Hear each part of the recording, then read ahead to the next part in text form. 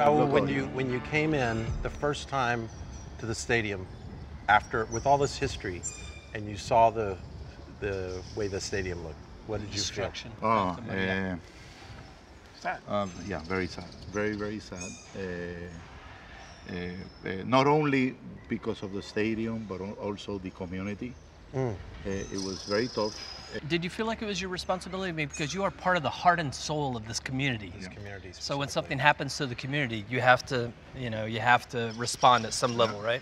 Yes, it is. And we sat down with the mayor. Yeah. We wanted to be there for the community, but we wanted to do it organized. So the mayor was very helpful in leading us to be able to go to the different communities. To the right places. Yeah, in the beginning it was a massification. It was just giving to everybody. But then after that, it was just putting food in cases and then taking cases of water. We drive semis, like containers, up to the center of the island. And Raul and I and all the helpers that we have, plus Raul's employees from his company, they all donate their time to go. It's unbelievable how hard it is to get to places like that, and then when you get there with waters or a bag, you can see that there's the desperate of the people. Sometimes we have to just slow them down because they don't have anything. Yeah, nothing, this is their best chance. That's right. Where were you when the hurricane? I was at home. I was in Florida, but my parents was here. Yeah, and it was scary in the beginning because I couldn't contact them like for I say 2-3 weeks because no phone. I mean no power. Everything was shut down. Nothing.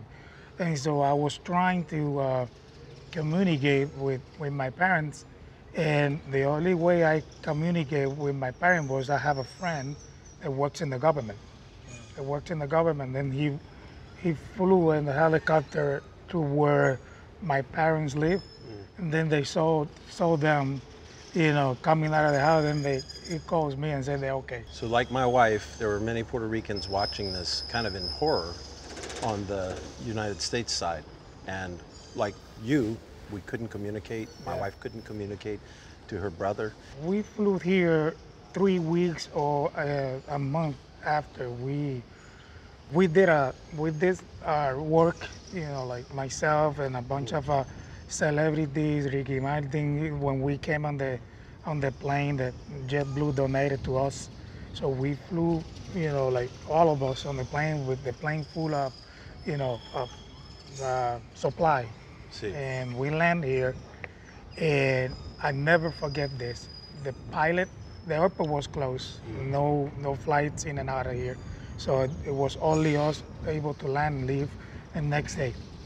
But when we coming to Puerto Rico, the pilot said, I'm gonna bring the plane 3,000 feet above the island, and we're gonna go around the island. So before we landed in San Juan, we came in through Ponce at 3,000 feet and go all the way through Ceiba and Fajardo, which is the other side of the island, and came through to San Juan.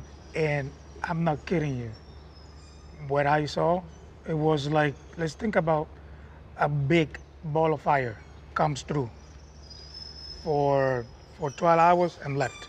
That was the only thing I saw.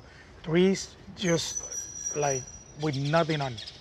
With nothing on. It looks like, like 12, 15, 20 years, 50 years behind. We went like this. Like they say, from when we went like 50, 60 years behind. And they knew more than us. Really? Because we did not have any communication. So